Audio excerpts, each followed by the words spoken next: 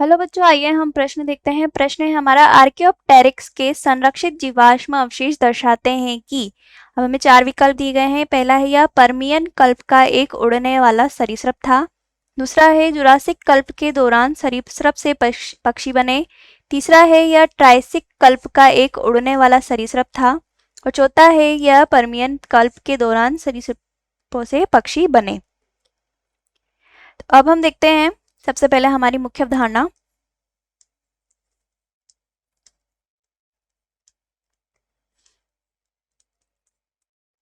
जिसमें हम देखते हैं कि जो आर्कियोप्टेरिक्स है,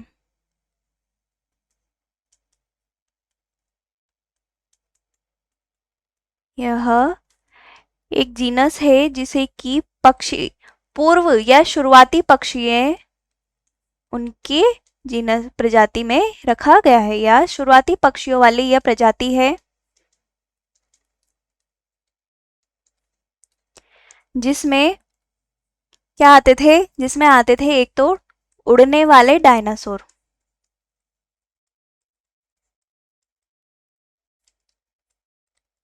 जो कि एक प्रकार के सरीसृप थे। दूसरे, और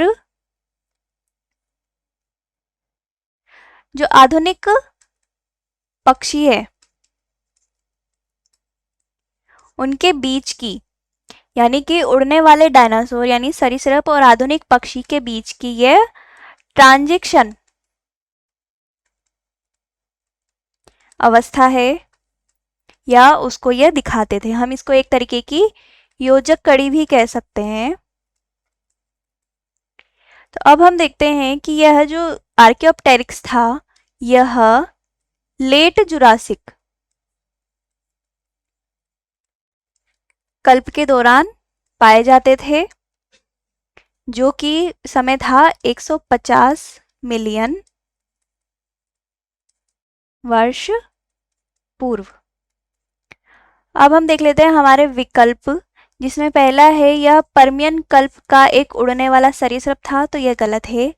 जुरासिक कल्प के दौरान सरीसृप से पक्षी बने, तो यह सही है, क्योंकि उसमें उड़ने वाले डायनासोर जो सरीसृप थे और आधुनिक पक्षी जो कि पक्षी है, उनके बीच की यह योजक कड़ी है। तो सरीसृप यानी डायनासोर से यह आधुनिक पक्षी के बीच में आए, तो यह पक्षी था, तो यह विकल्प सही है। यह ट्राइसिक कल्प का एक उड़ने वाला सरीसृप था, तो यह भी गलत है। पर्मियन कल्प के दौरान सरीसृपों से पक्षी बने, तो यह भी गलत है। तो हमारा जो उत्तर है वह होगा विकल्प बी।